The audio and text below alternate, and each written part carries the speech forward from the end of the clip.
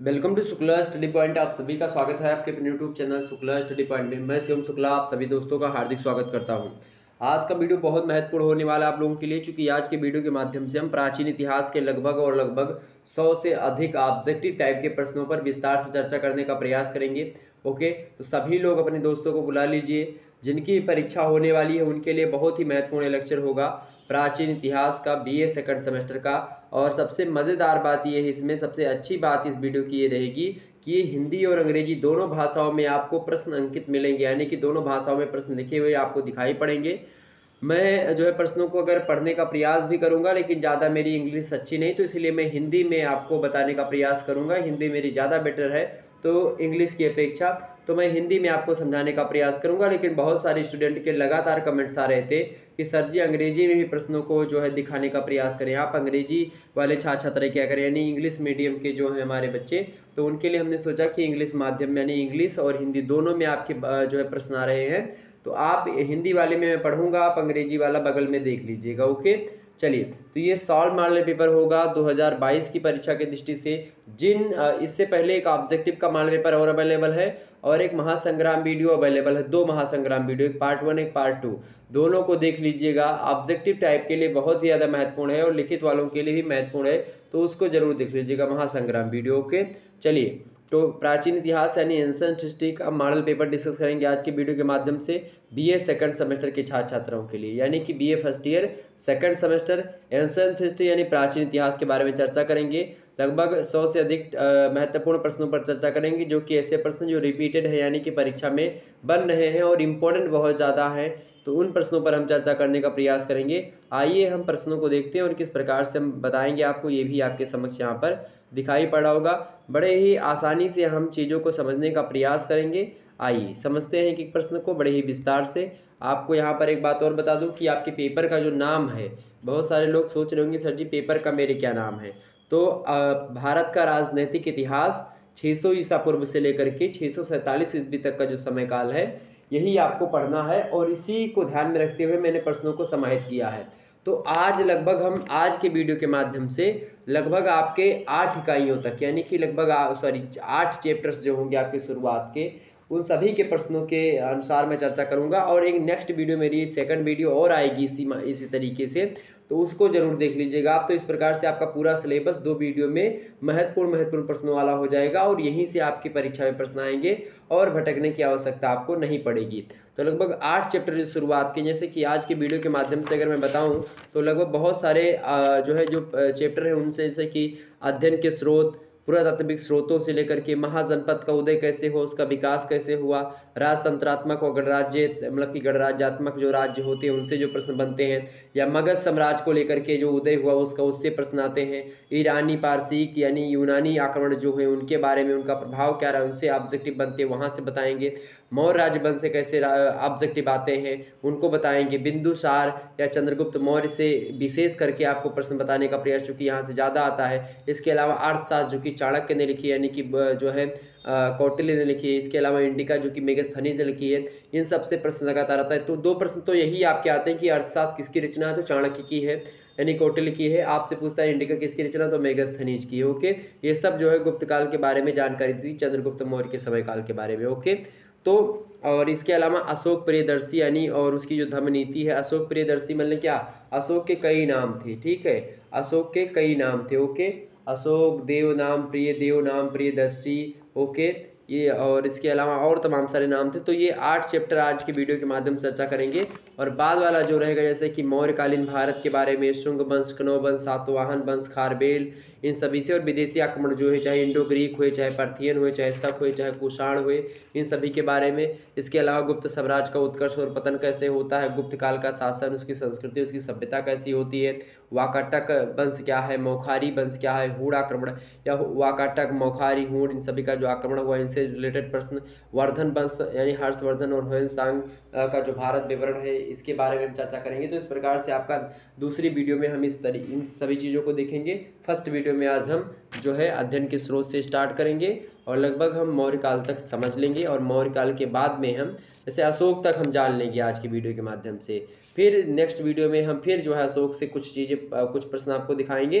उसके बाद में फिर हम जो है चलेंगे वर्धन वंश तक, और यहीं पर आपका 647 भी समाप्त होता है, तो यहीं पर आपका सिलेबस कंप्लीट हो जाएगा, तो आपको भटकने की आवश्यकता नहीं पड़ेगी। आइए हम चर्चा करते हैं विस्तार से आखिरकार जो है आपके एग्जाम से प्रश्न कैसे कैसे पूछ सकता है। ओके, ये बात ध्यान रखिएगा।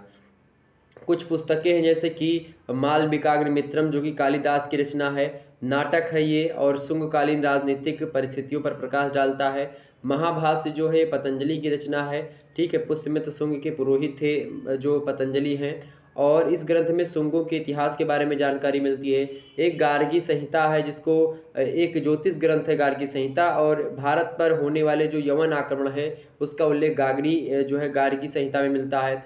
एक रचना है अष्टाध्यायी और एक है वार्तिक, तो ये पाणिनि की ही है। और इसके अलावा पाणिनि की रचना कौन सी अष्टाध्यायी है, कात्यायन की रचना है वार्तिक, और ये दोनों व्याकरण ग्रंथ हैं जो कि मौर्यों के पूर्व के इतिहास तथा मौर्ययुगीन जो राजनीतिक अवस्था है उस पर प्रकाश डालते हैं। इसके अलावा मुद्रा राक्षस है जो कि विशाख दत्त की है, और यह एक नाटक है मुद्रा राक्षस।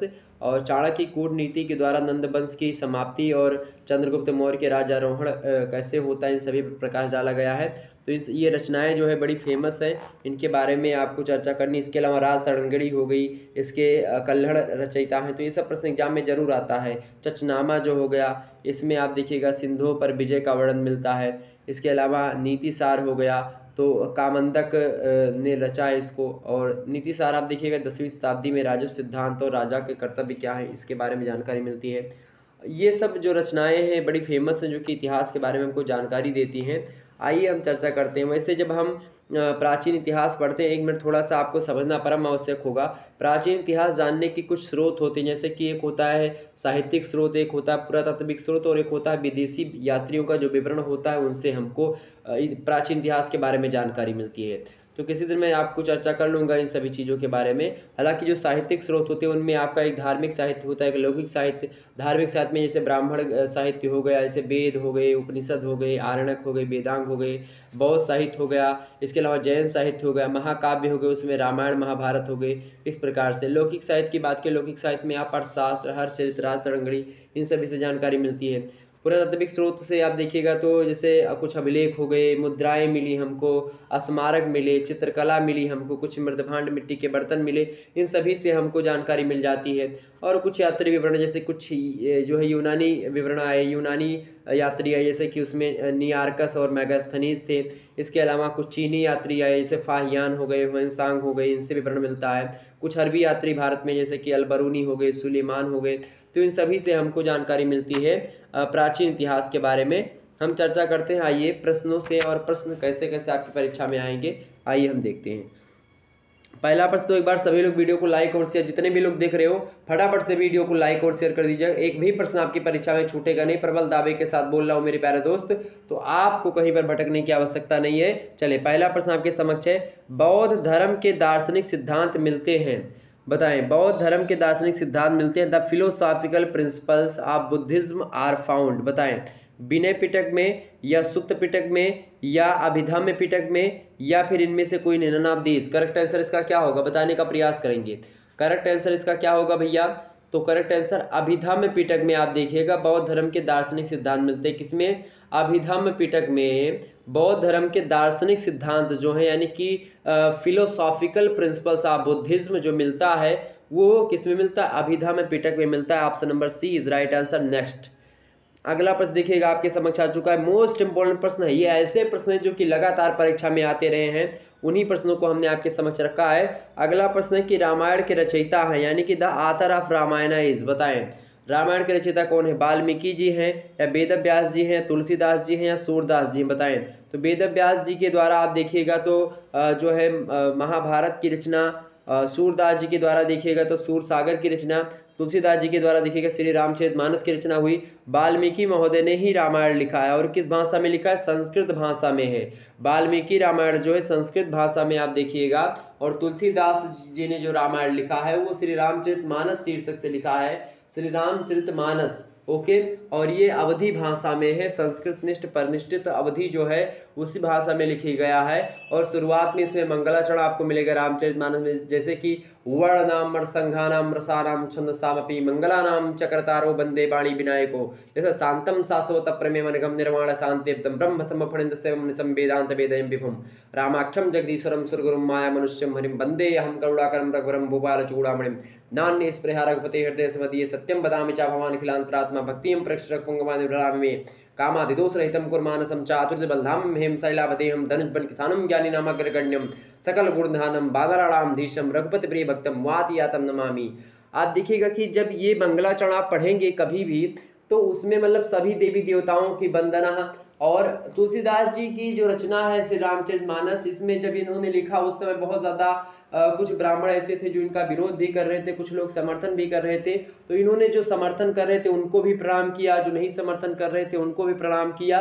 और शुरुआत में जब सुमिरनी होती कि जो सुमिरत सिद्धि होई गणनायक करिवर बदन करहु अनुग्रह सोई बुद्ध रास शुभ गण सदन, तो इन सभी में आप देखिएगा जब सुमिरनी में सभी का सुमिरन करते हैं भगवान तुलसीदास जी, तो एक प्रकार से ये बड़ी अच्छी रचना तुलसी रामचरितमानस जो है ये देखिएगा। अगला प्रश्न आप देखेंगे, अगला प्रश्न तो वाल्मीकि जी की है रचना। अगला प्रश्न है सत संहिता, जो सत सहस्त्र संहिता कहा जाता है, सत सहस्त्र संहिता इज कॉल्ड, रामायण को कहा जाता है सत सहस्त्र संहिता, या महाभारत को कहा जाता है, या त्रिपिटक को कहा जाता है, या ऋग्वेद को कहा जाता है, बताएं सभी लोग बताएं। सत सहस्त्र संहिता सभी को पता होगा किसे कहा जाता है भैया, किसे कहा जाता है तो महाभारत को। जय संहिता के नाम से भी किसे जाना जाता है, महाभारत को। तो आपसे पूछेगा कि सत सहस्त्र संहिता महाभारत को कहा जाता है, बिल्कुल कहा जाता है। किसे कहा जाता है तो महाभारत को। आपसे पूछे जय संहिता या महाभारत का पुराना नाम क्या है, तो जय संहिता महाभारत का पुराना नाम है। क्लियर होगी बातें, तो ऑप्शन नंबर इसका बी लगाइए, करेक्ट आंसर होगा। एक भी प्रश्न आपका छूटेगा नहीं। नेक्स्ट प्रश्न देखिए, मोस्ट इंपोर्टेंट प्रश्न आ चुका है। मुद्रा राक्षस किसका ग्रंथ है, मुद्रा राक्षसा बुक इज विशाख दत्त की है, या पाणिनि की है, या कालिदास की है, या पतंजलि की है। पतंजलि की कौन सी रचना है भैया, पतंजलि की कौन सी रचना है आपके समझ में बताऊं। पतंजलि जो रचना है, पतंजलि की महाभाष्य बड़ी फेमस रचना है। इसके अलावा कालिदास की अभिज्ञान शकुंतलम हो गया, अभिज्ञान शकुंतलम हो गया, मल्लिकार्जुनियम। इसी प्रकार से आप देखिएगा पाणिनि की अष्टाध्यायी फेमस है, ठीक है। और तो बच्चे कौन, विशाख दत्त। तो मुद्रा राक्षस जो फेमस है किसकी रचना है, ये विशाख दत्त की रचना है। क्लियर हो गई बातें, तो फटाफट से वीडियो को शेयर करिएगा। अगला प्रश्न आप देखिएगा, बुद्ध चरित्र किसने लिखा है, हु रोट बुद्धा जो है एक प्रकार से चरित्र। बुद्ध चरित्र की रचना किसने की है, बाण भट्ट ने करी है, या फिर अश्वघोष ने करी है, या हरिशेन ने करी है, और क्या रवि कीर्ति ने करी है। तो भैया जो बाण भट्ट जी थे, बाण भट्ट ये जो थे ये हर्ष के क्या थे, एक प्रकार से जो है उन्हीं के दरबार में रहते थे। हर्ष चरित्र मतलब की रचना जो है करने वाले बाण भट्ट ही हैं। और आप देखिएगा बाण भट्ट जो है उन्हीं के शासनकाल में थे, उन्हीं के दरबार में रहते थे। उन्होंने बुद्ध चरित्र की रचना करी, किसने तो स्वयं करी थी बाण भट्ट जी ने। किसने करी थी, बाण भट्ट जी ने करी थी। ओके, क्लियर हो गई बातें। सॉरी बुद्ध चरित्र, हाँ एक मिनट हर्ष चरित्र, बाण भट्ट की रचना कौन सी है, मैं भी कंफ्यूज थोड़ा सा, मैंने सोचा यहाँ पर बाण भट्ट बुद्ध चरित्र है। देखिए बाण भट्ट की रचना कौन सी है, ध्यान रखिएगा। बाण भट्ट की रचना है हर्ष चरित्र। कौन सी रचना है, हर्ष चरित्र। चूंकि ये हर्ष के दरबार में रहते थे, वही मैंने सोचा बुद्ध के दरबार में कहाँ ये हो गए, मतलब कि एक मतलब वैसे निकलते चला रहा था, मैंने सोचा हर्ष बोल रहा हूँ मैं। ओके, तो ये बात ध्यान रखिए, थोड़ा सा कंफ्यूज मत होइएगा। जो हमारे बाद में अभी छात्र छात्राएं देखेंगे वो कंफ्यूज बिल्कुल भी मत होइएगा। हर्ष चरित्र रचना किसकी, बाण भट्ट की है। जो अश्वघोष है ना, इन्होंने बुद्ध चरित्र लिखा था, किसने, अश्वघोष ने। तो करेक्ट आंसर क्या होगा आपका, करेक्ट आंसर होगा B option, अश्वघोष is right answer. तो अश्वघोष जो है रोट बुद्धा चरित्र। ओके, क्लियर हो गई बातें। नेक्स्ट अगला प्रश्न मोस्ट इंपोर्टेंट आ चुका है आपके समक्ष। मेगास्थनीज की रचना है, मेगास्थनीज की रचना है कि the composition of Megasthenes is, बताएं। तहकीके हिंद नहीं है, इंडिका बिल्कुल यही मेगास्थनीज की, हिस्टोरिका नहीं है, ठीक है, सी यूकी भी नहीं है। ओके, ये किसी चीनी यात्री की रचना है। इसके अलावा हिस्टोरिका आप देखिएगा जो इतिहास के जनक हैं उनकी रचना, हेरोडोटस इतिहास के जनक हैं तो उन्हीं की रचना हिस्टोरिका। ओके, चले तो ये इंडिका जो रचना है किसकी है? इंडिका रचना है मेगास्थनीज की। ऑप्शन नंबर इसका बी करेक्ट होगा। ओके, इंपॉर्टेंट प्रश्न बहुत ज़्यादा है इस पेज में जो मैं बता रहा हूँ।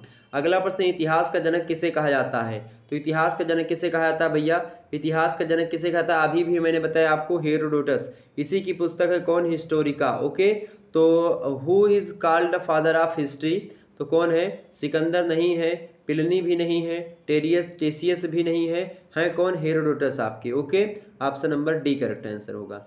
अगला प्रश्न, सी यू की किसकी रचना है? तो ये किसकी रचना भैया? सी यू की किसकी रचना? किसी चीनी यात्री की होगी। अच्छा, इसमें तो चारों चीनी यात्री दिए हैं, ह्वेनसांग, फाहियान, हीली, हित्सिंग सब दिए हैं। तो ये सी यू की किसकी रचना है? ह्वेनसांग की रचना। किसकी रचना है? ह्वेनसांग की रचना है ये। ऑप्शन नंबर जो आपका अगला ये प्रश्न सी यू की रचना ह्वेनसांग ऑप्शन ए में दिया है, करेक्ट आंसर होगा ह्वेनसांग। ओके, अगला प्रश्न आप देखिएगा, यात्रियों का जादूगर किसे कहा जाता है? मोस्ट इंपोर्टेंट प्रश्न है एग्जाम पॉइंट ऑफ व्यू से। Who is called the Prince of travellers? बताएं, प्रिंस ऑफ ट्रेवलर्स, यात्रियों का राजकुमार किसे कहा जाता है? फाहियान को, मेगास्थनीज को, अल बरूनी को या ह्वेनसांग को? बताएं, सभी लोग बताने का प्रयास करें। यात्रियों का राजकुमार किसे कहा जाता है? बताएं, सभी लोग बताएं। तो यात्रियों का राजकुमार कहा जाता है ह्वेनसांग को। यात्रियों का राजकुमार कहा जाता है, ऑप्शन नंबर इसका डी करेक्ट होगा। यात्रियों का राजकुमार किसे कहा जाता है? ह्वेनसांग को कहा जाता है। ये प्रश्न आप सभी को एक प्रकार से अच्छे लग रहे होंगे, बहुत अच्छे अच्छे प्रश्न हैं। आप लोग इन सभी प्रश्नों को नोट डाउन कर लीजिएगा। अगर नोट डाउन नहीं करते हैं तो आप लोग जो है वीडियो को 2 से 3 बार देख लीजिएगा एक बार, आपका सारा डाउट क्लियर हो जाएगा और आपके दिमाग में ये प्रश्न चल जाएंगे। निश्चित तौर पर एक भी प्रश्न आने वाला नहीं है इससे बाहर, तो आप परेशान बिल्कुल भी ना हो। लाइक शेयर जरूर करो, उसमें कटौती ना करो मेरे भाई। मैं मेहनत करता हूँ आप लोगों के लिए, आप भी थोड़ी सी मेहनत करो, अंगूठा दबा दो बस। प्रश्न क्या है? नालंदा विश्वविद्यालय में शिक्षा प्राप्त करने वाला चीनी यात्री था। The Chinese traveller who got an education in Nalanda university was? बताएं, फाहियान था जिसने नालंदा विश्वविद्यालय में शिक्षा प्राप्त करी थी, या ह्वेनसांग था, या इसिंग था, या फिर इनमें से कोई नहीं, नन ऑफ दीज? बताएं, करेक्ट आंसर क्या होगा? तो भैया जो ये ह्वेनसांग है ना, जो राजकुमारों ये कहा जाता है, यात्रियों का राजकुमार जो कहा जाता है, सी यू की जिसकी रचना है, यही है जो है नालंदा विश्वविद्यालय में शिक्षा ग्रहण करने वाला। तो यही चीनी यात्री था कौन? ह्वेनसांग। ऑप्शन बी में दिया है, करेक्ट आंसर होगा option number B. Okay, clear हो गई बात, ये सब ध्यान रखिएगा। एक रचना और है यास्क। यास्क ने किसकी रचना करी है? बताओ, कल्प की, शिक्षा की, निरुक्त की या छंद की? कभी कभी एग्जाम में प्रश्न पूछता है। यास्क ने निरुक्त की रचना करी है। किसकी की रचना? निरुक्त की। ओके, ये बात ध्यान रखिएगा। पिंगल मुनि का ग्रंथ कौन सा है भाई? बताओ, this is the book of पिंगल मुनीज। बताएं, शिक्षा, कल्प या छंद शास्त्र लिखा या व्याकरण लिखा इन्होंने? बताएं, तो इन्होंने छंद शास्त्र लिखा है। पिंगल मुनि की रचना कौन सी है? जो है छंद शास्त्र। ओके, क्लियर है बातें? क्लियर हो गई? अच्छा बताओ, ऐतरेय एवं जो है कौशितकी किस वेद के ब्राह्मण ग्रंथ हैं? बताएं, ऐतरेय ब्राह्मण ग्रंथ और कौशितकी जो ब्राह्मण ग्रंथ है ये किस वेद के ब्राह्मण ग्रंथ हैं? यानी कि यजुर्वेद के हैं, ऋग्वेद के हैं, सामवेद के हैं, अथर्ववेद के हैं? बताएं भैया, तो ये किस वेद के हैं? ऋग्वेद के। ऐतरेय और कौशित मतलब कौशितकी जो है ये ब्राह्मण ग्रंथ जो है ऋग्वेद के हैं। एग्जाम में रिपीटेड प्रश्न है, इनको मैंने लिख नहीं पाया, इसीलिए आप लोग इसको ध्यान रखिएगा। ओके, आगे बढ़ा जाए, फिर आगे बढ़ा जाए मेरे प्यारे दोस्तों, और समझते हैं और तमाम सारे प्रश्न जो कि आपकी परीक्षा की दृष्टि से बेहद ही ज़्यादा महत्वपूर्ण है। और आप जरूर इन प्रश्नों को ध्यान रखिएगा, जितने प्रश्नों को मैंने बताया एक बार फिर से आप रिवाइज कर लीजिएगा इन प्रश्नों को, और टाइम मिलेगा तो मैं एक बार फिर से रिवाइज आपका करवा दूंगा लास्ट में। लेकिन फिर भी आप अगर नहीं करवा पाए, चूँकि बहुत सारे सब्जेक्ट रहते, तो आप लोग एक बार फिर से कर लीजिएगा। ओके, चले अगला प्रश्न आपकी स्क्रीन पर आ चुका है, देखिए सभी लोग प्रश्न देखिएगा। प्रश्न आपकी स्क्रीन पर विजिबल हो पा रहा है कि निम्न में से कौन सा शिलालेख है? बताएं, यानी कि which of the following is an inscription? बताएं, गुफा शिलालेख यानी कैव इंस्क्रिप्शन, या रॉक्स शिलालेख रॉक्स इंस्क्रिप्शन, या स्तंभ शिलालेख यानी कि पिलर, या फिर उपरोक्त सभी all of the above? Correct answer क्या होगा? बताने का प्रयास करें सभी लोग, मोस्ट इंपोर्टेंट प्रश्न है। प्रश्न क्या है आपका? प्रश्न है मेरे प्यारे दोस्तों कि निम्न में से कौन सा शिलालेख है? बताने का प्रयास करेंगे। निम्न में से कौन सा शिलालेख है भैया? सभी, बिल्कुल, रॉक शिलालेख, गुफा शिलालेख, स्तंभ शिलालेख, ये सारे के सारे क्या हैं? ये सब शिलालेख ही हैं। ओके, ऑप्शन नंबर इसका डी करेक्ट होगा, ऑल ऑफ द अबव यानी कि ऑल ऑफ दीज। नेक्स्ट प्रश्न आपके समक्ष है, ए हॉल अभिलेख किसका है? यानी कि whose inscription is the Aihole inscription बताने का प्रयास करेंगे। हरिसेन का है या धन्य विष्णु का है या रुद्रदामन का है या रवि कीर्ति का है, बताएं। सभी लोग बताने का प्रयास करेंगे। ए होल अभिलेख किसका है? ए होल अभिलेख जो है मेरे प्यारे दोस्तों ये रवि कीर्ति का है। ए होल अभिलेख किसका है? ये रवि कीर्ति का है। करेक्ट आंसर आपका ऑप्शन नंबर द में दिया है, D option is right answer, Ravi Kirti. Next प्रश्न आप देखिएगा, अगला प्रश्न आपकी स्क्रीन पर विजिबल हो पा रहा है। सती प्रथा जो थी उसका प्रथम अभिलेखीय साक्ष्य कौन सा है? यानी कि the first inscriptional evidence of the practice of sati pratha is, बताने का प्रयास करेंगे। सती प्रथा का प्रथम अभिलेखीय साक्ष्य है एरन अभिलेख या फिर एहोल अभिलेख या जूनागढ़ का अभिलेख या प्रयाग प्रशस्ति का जो अभिलेख है वो बताने का प्रयास करें सभी लोग। सती प्रथा का प्रथम अभिलेखीय साक्ष्य क्या है? फटाफट से बताएं। तो सती प्रथा का जो प्रथम अभिलेखीय साक्ष्य है वो एरन अभिलेख है। कौन सा अभिलेख है? एरन अभिलेख, ऑप्शन नंबर ए में दिया एरन अभिलेख, that is correct answer. Okay, next प्रश्न। अगला प्रश्न देखिएगा, किस स्रोत से पता चलता है कि समुद्रगुप्त बीड़ा वादक था? चले आप लोग सोचने का प्रयास करेंगे, आपका परीक्षा चले या नो टेस्ट चल रहा है। किस स्रोत से पता चलता है कि समुद्रगुप्त बीड़ा वादक था? Which sources suggest that Samudragupta was a veena player, बताएं। अभिलेख से पता चलता है या ताम्रपात्र से पता चलता है या जो है मूर्तियों से पता चलता है या सिक्कों से पता चलता है? फटाफट से बताने का प्रयास करेंगे किस स्रोत से पता चलता है कि समुद्रगुप्त जो था वो एक बीणा वादक था। फटाफट से बताने का प्रयास करेंगे। तो सिक्कों से पता चलता है कि यह एक बीड़ा वादक था। ऑप्शन नंबर इसका सी करेक्ट होगा। कौन? समुद्रगुप्त। ठीक है, समुद्रगुप्त कौन है भैया? समुद्रगुप्त भारत का नेपोलियन कहा जाता है इनको। इसके अलावा आप देखिएगा समुद्रगुप्त कभी हारे नहीं, 100 युद्ध लड़े, 100 के 100 युद्ध जीते, 100 से अधिक युद्ध लड़े, मतलब कि कभी हार का सामना नहीं किया इन्होंने। ओके, चले प्रश्न क्या है कि मेहरौली लौह स्तंभ जो कि दिल्ली में है इसका निर्माण किसने करवाया था? Who build the Mehrauli iron pillar Delhi, बताएं। फटाफट से बताएं। समुद्रगुप्त ने करवाया था या चंद्रगुप्त द्वितीय ने करवाया था या स्कंदगुप्त ने करवाया था या कुमारगुप्त फर्स्ट ने करवाया था? फटाफट से बताने का प्रयास करेंगे। बहुत ही महत्वपूर्ण प्रश्न है। मेहरौली का जो मेहरौली का लौह स्तंभ है दिल्ली में है उसका निर्माण किसने करवाया था? तो उसका निर्माण किसने करवाया था भैया? चंद्रगुप्त सेकंड ने, यानी चंद्रगुप्त द्वितीय ने इसका निर्माण करवाया था। मेहरौली स्तंभ यानी लौह स्तंभ है। Okay, option number B. अगला प्रश्न देखिएगा, भारत में सबसे पहले सोने के सिक्के किसने चलवाए? Who introduced the first gold coins in India, बताएं। मौर्य या कुषाण या इंडो ग्रीक या फिर गुप्ता लोगों ने? बताने का प्रयास करेंगे। भारत में सबसे पहले सोने के सिक्के किसने चलाए? बहुत ही महत्वपूर्ण प्रश्न है, बहुत ही महत्वपूर्ण प्रश्न है। एग्जाम पॉइंट ऑफ व्यू से छपेगा। तो भारत में सबसे पहले सोने के सिक्के चलाए किसने? तो इंडो ग्रीक लोगों ने चलाया। ऑप्शन नंबर इसका सी करेक्ट होगा, इंडो ग्रीक। ओके, नेक्स्ट अगला प्रश्न आप देखिएगा, प्राचीन भारत में सर्वाधिक सोने के सिक्के किसने जारी किए थे? Who issued the maximum number of gold coins in ancient India, बताएं। नंद वंश यानी नंद डायनेस्टी, मौर्य वंश यानी मौर्य डायनेस्टी, गुप्त वंश यानी गुप्ता डायनेस्टी या राजपूत वंश यानी राजपूत डायनेस्टी? बताने का प्रयास करेंगे।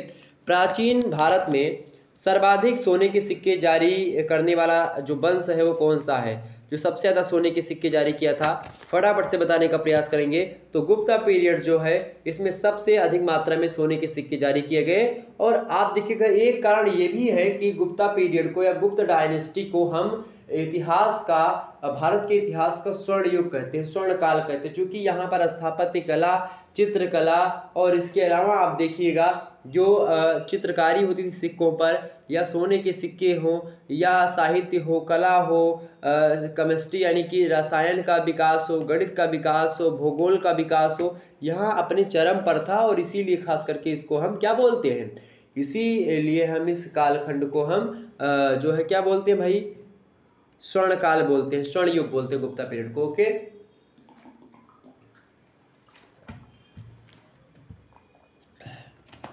चले आगे बढ़ा जाए।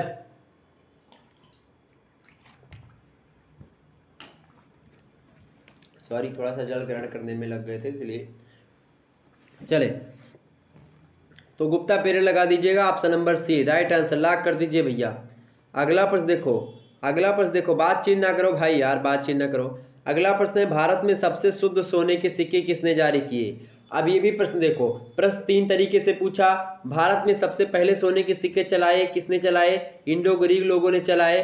प्राचीन भारत में सर्वाधिक सोने के सिक्के किसने के मतलब कि किसके शासनकाल में जारी किए गए, गुप्ता वंश के शासनकाल में। ओके, आप पूछ रहा कि भारत में सबसे शुद्ध सोने के सिक्के किसने जारी किए, यानी हु इशूड द प्योरेस्ट, यानी कि प्योर से जो एक प्रकार से इसमें सुपरलेटिव डिग्री लगी है, purest gold coins in India, Maurya ने, गुप्त ने, कुषाण ने या शुंग ने, बताएं। ये प्रश्न बहुत महत्वपूर्ण है। भारत में सबसे शुद्ध सोने के सिक्के किसने चलाए, फटाफट से बताएं। तो कुषाणों ने चलाए थे। किसने, कुषाण। ऑप्शन नंबर इसका दा करेक्ट होगा।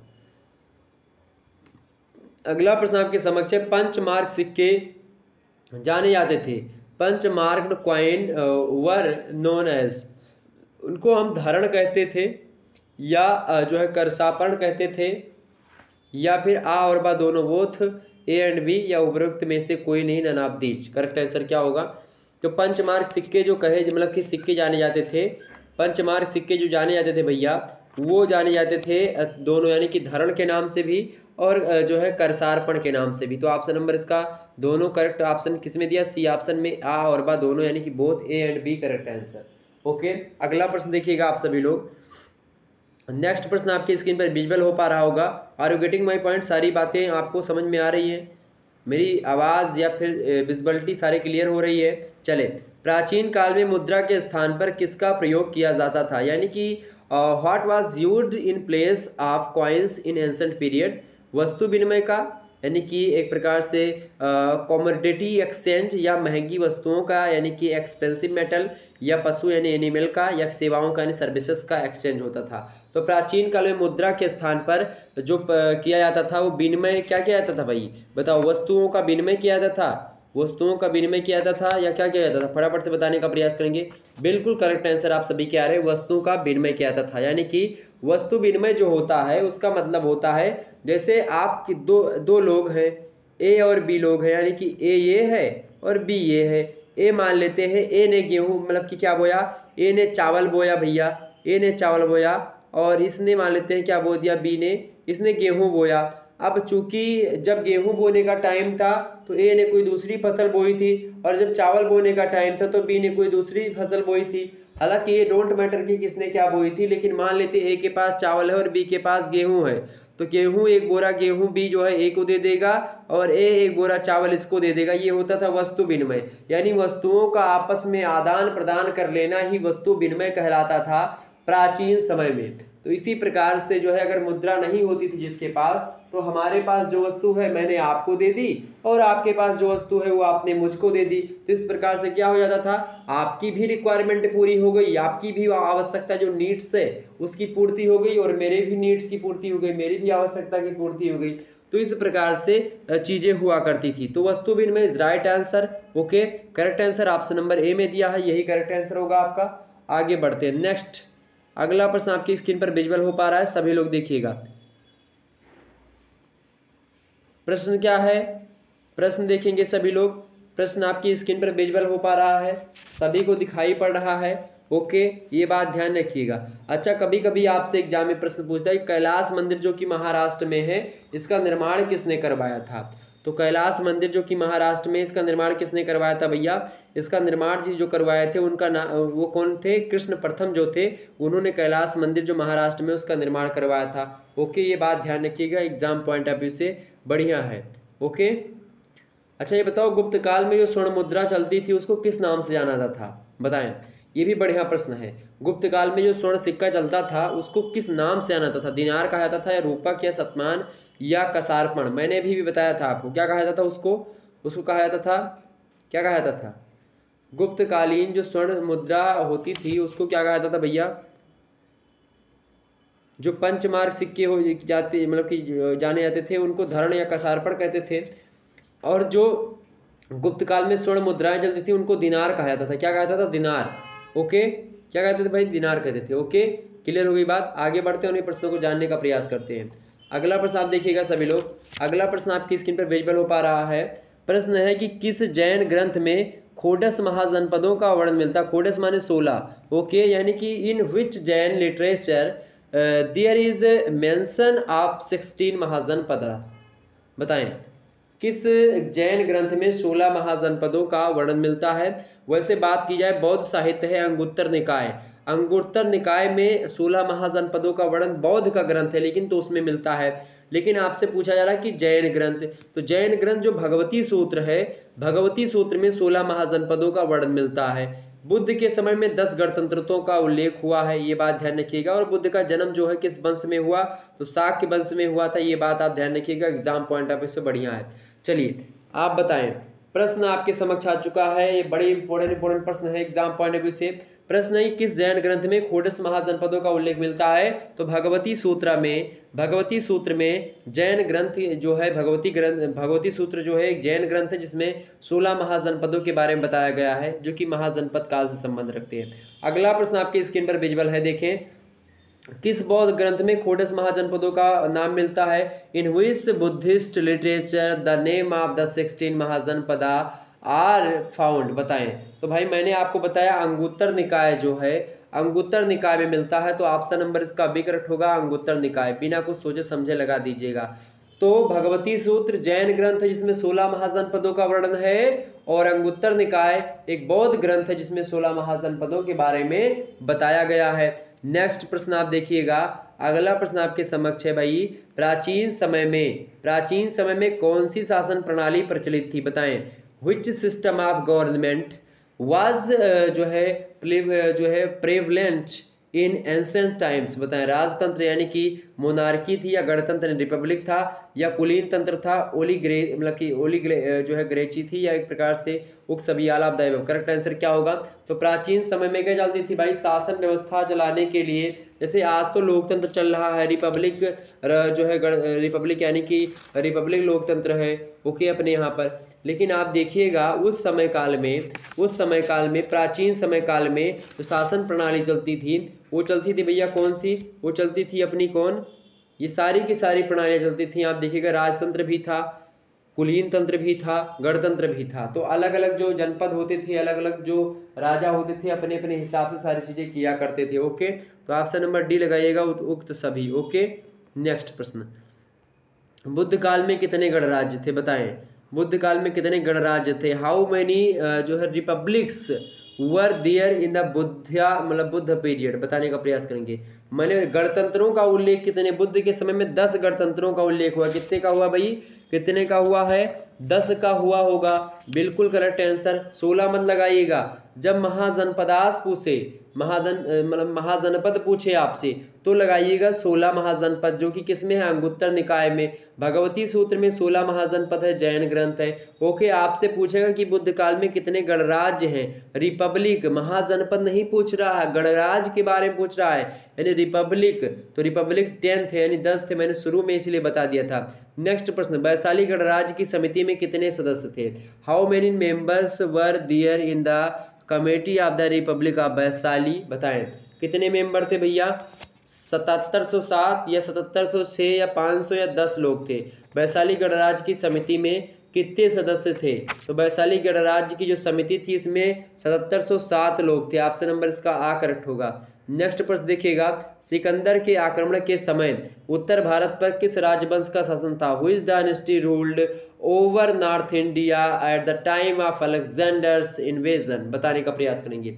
नंद डायनेस्टी थी या मौर्य या शुंग या एक प्रकार से कनौ वंश। आपको पता होगा घनानंद जो था शासन कर रहा था जब सिकंदर का आक्रमण हुआ था। कौन कर रहा था, घनानंद। तो करेक्ट आंसर क्या होना चाहिए, नंद वंश। बिल्कुल, ऑप्शन नंबर इसका आ करेक्ट हो, नंद वंश। और नंद वंश का अंतिम जो शासक ही हुआ है घनानंद।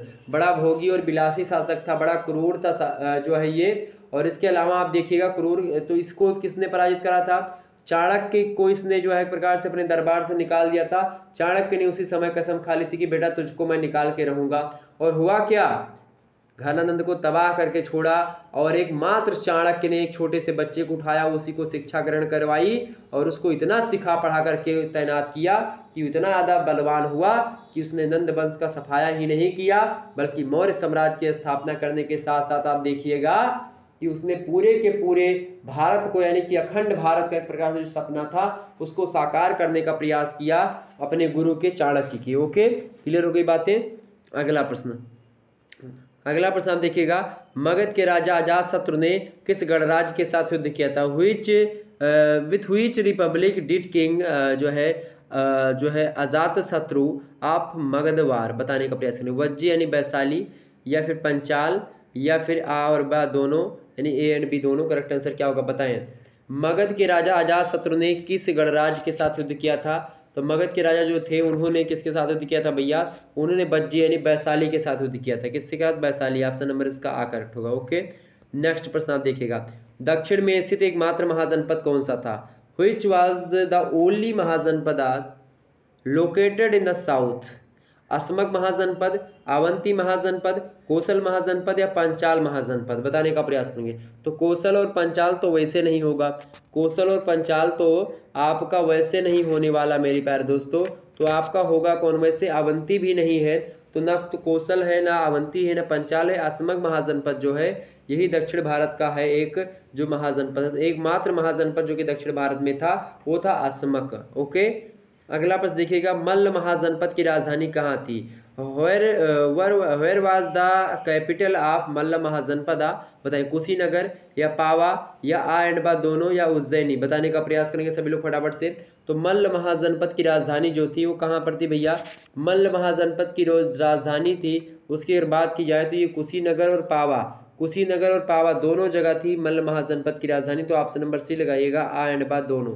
ओके, नेक्स्ट अब देखिएगा, अगला प्रश्न आपकी स्क्रीन पर विजुअल हो पा रहा होगा, सभी लोग देखिएगा। एक बार वीडियो को शेयर जरूर करिएगा जितने भी लोग देख रहे हो, और जो है भागो मत भाई, नहीं बहुत पछताओगे आगे चल करके, बहुत पछताओगे, क्योंकि ऐसे प्रश्न आपको मिलेंगे नहीं पूरे यूट्यूब पर कहीं पर, तो आप भागोगे तो पछताओगे, ये बात मैं बता रहा हूँ।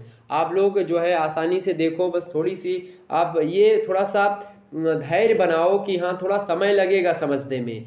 अब ऐसा नहीं कि मैं प्रश्नों को इतना जल्दी जल्दी आपको पढ़ करके बता दूं कि मेरी जीभ ही इसमें लटपटा जाए, तो ऐसी बात नहीं। आप लोग पढ़ें और जो है थोड़ा सा समय लगे और उसको ध्यान में रखते हुए पढ़ें। आपकी परीक्षा होगी, पेपर दे करके आइएगा, उसके बाद में पेपर में मिला लीजिएगा मेरे मॉडल पेपर से और देखिए कितने प्रश्न आते हैं। ओके, एक आध प्रश्न और आपके एग्जाम में, जैसे कि ये बताओ कि काशी और लिच्छवी का विलय मगध साम्राज्य में किसने करवाया था? काशी महाजनपद और लिच्छवी महाजनपद का विलय करवा लिया था किस मगध साम्राज्य में किस शासक ने करवाया था बताएं? तो किसने करवाया था भैया? अजातशत्रु जो था उसने काशी और लिच्छवी जो था इन सभी को मगध जनपद में अपने मिला लिया था। ओके, आगे बढ़ा जाए भैया। अगला प्रश्न आप देखिएगा, अजातशत्रु का समयकाल क्या है? 492 ईसा पूर्व से लेकर के 460 ईसा पूर्व तक का जो समयकाल है ये अजातशत्रु का समयकाल है। और आप देखिएगा मैं सभी के बारे में बता दूंगा कि कैसा कैसा क्या है। हालांकि आप देखिएगा, प्रश्न देखिए आप सभी लोग, प्रश्न क्या आपके समक्ष दिया हुआ है भैया? प्रश्न दिया हुआ है कि 6ठी शताब्दी ईसा पूर्व में मगध का प्रथम शासक कौन था? Who was the first emperor of Magadha in 6th century BC? यानी 6वीं शताब्दी ईसा पूर्व में मगध का जो प्रथम शासक था वो कौन था भैया? वो कौन था मगध का प्रथम शासक? वो था अपना कौन सा भाई? बिंबिसार। कौन था? बिंबिसार। ऑप्शन नंबर इसका डी करेक्ट होगा। तो प्रथम शासक कौन था? बिंबिसार था। ओके, नेक्स्ट प्रश्न आप देखिएगा, किस मगध शासक ने गिरिब्रज के अतिरिक्त वैशाली को अपनी दूसरी राजधानी बनाया? यानी which Magadha ruler made Vaishali is second capital जो है अपार्ट फ्रॉम जो है गिरिब्रज बताने का प्रयास करेंगे। किस मगध शासक ने गिरिब्रज के अतिरिक्त वैशाली को अपनी दूसरी राजधानी बनाई थी? तो मगध शासक था कौन भैया? शिशुनाग। कौन था? शिशुनाग। ओके, ऑप्शन नंबर इसका आ करेक्ट होगा। नेक्स्ट प्रश्न आप देखिएगा, अगला प्रश्न आपकी स्क्रीन पर विजुअल हो पा रहा है, फटाफट से देखिएगा, किस मगध शासक को द्वितीय परशुराम कहा जाता है? मोस्ट इंपोर्टेंट प्रश्न, which rural is titled as the second Parashurama? बताएं, किस मगध शासक को द्वितीय परशुराम कहा जाता है भैया? किसको कहा जाता है? तो ये कहा जाता है महापद्मनंद को। महापद्मनंद को द्वितीय परशुराम की उपाधि दी जाती है। किसको? महापद्मनंद को। ऑप्शन नंबर इसका सा करेक्ट होगा। मोस्ट इंपोर्टेंट प्रश्न है, ध्यान रखिएगा। अगला प्रश्न आप देखिएगा, निम्न में से कौन गौतम बुद्ध का समकालीन था? Who among the following was जो है कंटेम्परेरी ऑफ गौतम बुद्धा? बिंबिसार था या उदयन था या अजातशत्रु या घनानंद? बताने का प्रयास करेंगे। धनानंद बताने का प्रयास करेंगे। निम्नलिखित में से कौन गौतम बुद्ध का समकालीन था? कौन था गौतम बुद्ध का समकालीन भैया? तो इनमें से जो था उसका नाम क्या है? अजातशत्रु। अजातशत्रु जो है ये गौतम बुद्ध का समकालीन था। ऑप्शन नंबर इसका आ करेक्ट, सॉरी सा करेक्ट होगा, C option is right answer. Next प्रश्न देखिएगा, शिशुनाग वंश के प्रभाव में से क्या जो शिशुनाग वंश है, शिशुनाग वंश के प्रभाव से कौन सा महाजनपद नष्ट हो गया था? Which Mahajanapada was destroyed by the influence of Shishunaga dynasty? बताएं। काशी महाजनपद, अवंती महाजनपद या मगध महाजनपद या फिर चेदी महाजनपद? बताने का प्रयास करेंगे। शिशुनाग वंश के प्रभाव से कौन सा महाजनपद नष्ट हो गया था भैया? तो जनपद महाजनपद है अवंती। अवंती महाजनपद जो है ये शिशुनाग वंश के प्रभाव से आकर के नष्ट हो गया था। ऑप्शन नंबर इसका बी करेक्ट होगा। अगला प्रश्न आप देखिएगा, सर्वप्रथम किस राज्य ने युद्ध में हथियारों का प्रयोग किया था? सर्वप्रथम किस राज्य ने युद्ध में हथियारों का प्रयोग किया था? व्हिच स्टेट फर्स्ट यूज्ड जो है एलिफेंट्स इन द वार? बताने का प्रयास करेंगे। जो हथियार होते हैं इनका प्रयोग सर्वप्रथम किस राज्य ने अपने युद्ध में किया था? अवंती, चंपा या कौशल या मगध? बताने का प्रयास करेंगे। तो सबसे पहले जो किया था वो किया था मगध साम्राज्य ने। ओके, ऑप्शन नंबर डी में दिया मगध एम्पायर करेक्ट आंसर होगा। अगला प्रश्न देखिए, किस शासक ने राजगृह में महात्मा बुद्ध के अवशेषों पर स्तूप बनवाया था? बताएं। किस शासक ने राजगृह में महात्मा बुद्ध के अवशेषों पर स्तूप जो है बनवाया था? Which ruler built a stupa on the जो है relics of Mahatma Buddha is Rigveda, मतलब इन ऋग्वेदा? बताएं। सॉरी, राजगृह ऋग्वेद बोल दिया, राजगृह। तो किस शासक ने राजगृह में महात्मा बुद्ध के अवशेषों पर स्तूप बनवाया था? अवशेषों पर स्तूप बनवाया था किसने? बिंबिसार ने, अजातशत्रु ने, धनानंद ने, या एक प्रकार से बताएं इनमें से कोई नहीं। धनानंद या फिर इनमें से कोई नहीं, बताएं। तो इनमें से जो था अपना उसका नाम है भाई जो है अजातशत्रु। अजातशत्रु ने ही राजगृह में महात्मा बुद्ध के अवशेषों पर स्तूप बनवाया था। ओके, ये बात ध्यान रखिएगा। अच्छा बताओ, बिंबिसार की पत्नी का क्या नाम था? बिंबिसार की पत्नी का क्या नाम था भैया? उनके नाम था, क्या नाम था? उनका नाम चेलना भी था, कौशल देवी भी कहा जाता था, खेमा भी कहा जाता था उनको। ओके, ये बात ध्यान रखिएगा। ओके, क्लियर होगी बातें। पाटलिपुत्र नगर की स्थापना किसने करी थी? एग्जाम में प्रश्न पूछा था, पाटलिपुत्र नगर जो है इसकी स्थापना किसने करी थी? तो उदयन जो है, उदयन ने पाटलिपुत्र नगर की स्थापना करी थी। ये बात ध्यान रखिएगा। और एक प्रश्न जरूर एग्जाम में आता है, एक प्रश्न ये और ध्यान रखिएगा कि किस शासक ने वज्जी संघ के साथ युद्ध करने में रथ मूसल और महाशिला कंटक नामक हथियारों का प्रयोग किया था? ये बड़ा फेमस प्रश्न है, एग्जाम में जरूर आता है। मैंने लिखा नहीं लेकिन ये एग्जाम में जरूर आता, मैंने आपको बताना चाहा। अजातशत्रु एक ऐसा शासक है, अजातशत्रु एक ऐसा शासक है मेरे प्यारे दोस्तों, जिसने क्या किया? जिसने वज्जी संघ के साथ जब युद्ध ये कर रहा था तो इसने रथ मूसल और महाशिला कंटक का हथियारों का प्रयोग किया था। आपने बाहुबली मूवी देखी है? बाहुबली मूवी में आप देखिएगा जो भल्लाल देव होता है वो जो हथियार का प्रयोग करता है, जो रथ मूसल जिसको कहते हैं, तो रथ मूसल वही है जो आगे चक्र वक्र बांध करके चलता है, उसमें सेना करती के लिए थी घर घर घर घर, तो वो आपका है जो है रथ मूसल। और महाशिला कंटक जो उसके हाथ में था होता है, जिससे जो जंजीर से निकल करके फिर बड़ा होकर के जाता है, तो वो महाशिला कंटक। ओके, क्लियर हो गई बातें? ये सब ध्यान रखिएगा। मगध साम्राज्य का आरंभ किस वंश से होता है भाई? हर्यक वंश से होता है। किस वंश से होता है? हर्यक वंश से होता है। ओके, क्लियर हो गई बातें? ये सभी के बारे में आप ध्यान रखिएगा, एग्जाम पॉइंट ऑफ व्यू से बढ़िया है। एक दिन कहिएगा तो मैं रिवीजन क्लास और एक आध दिन लगवा दूंगा, जिसमें मैं ऑब्जेक्टिव के लिए खासकर रिवीजन क्लास लगवा दूंगा, ताकि आपको कोई दिक्कत ना हो और भी चीज़ों को समझने में। ओके, चले अगला प्रश्न आप देखिएगा। अगला प्रश्न आपकी स्क्रीन पर विजुअल हो पा रहा है, सभी लोग देखिएगा फटाफट से। हाँ, प्रश्न आ चुका है भाई, प्रश्न आ चुका है। प्रश्न बड़े ही महत्वपूर्ण है। पहला ईरानी नरेश कौन था जिसने भारत के कुछ हिस्से पर कब्जा कर लिया था? हु वाज द फर्स्ट जो है Iranian king who occupied same part of India, sorry some part of India? बताएं कौन था? साइरस था, दारा तृतीय था, यानी कि डायरस तृतीय जिसको दारा तृतीय कहते हैं, या दारा प्रथम, या इनमें से कोई नहीं, बताने का प्रयास करेंगे फटाफट से।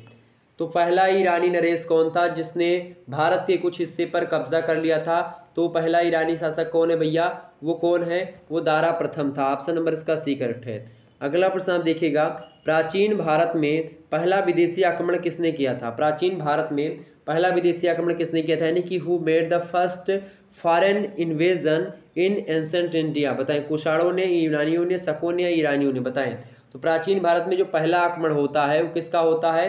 वो ईरानियों का होता है। ऑप्शन नंबर इसका सी करेक्ट होगा, ईरानी लोग पहले आए। Option number C correct answer. Okay, exam point से बढ़िया प्रश्न। अगला प्रश्न है, झेलम और चिनाब नदियों के मध्य यानी बीच स्थित राज्य का शासक कौन था? झेलम और चिनाब, देखिए घुमाएगा भी प्रश्न आपसे, तो ये घुमावदार प्रश्न है जो कि मैंने रखा।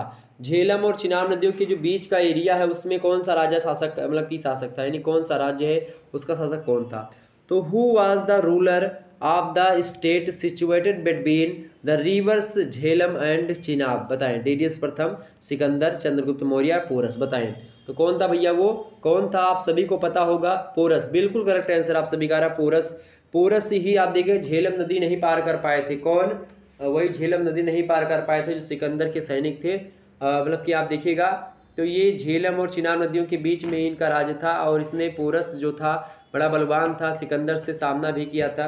और कहा जाता है कि जब सिकंदर ने इसको बंदी बना लिया तो इससे पूछा कि बोल तेरे साथ क्या व्यवहार किया जाए, तो इसने कहा कि जो एक वीर दूसरे वीर के साथ करता है। इस बात को सुनकर के सिकंदर बड़ा प्रसन्न हुआ था। ओके,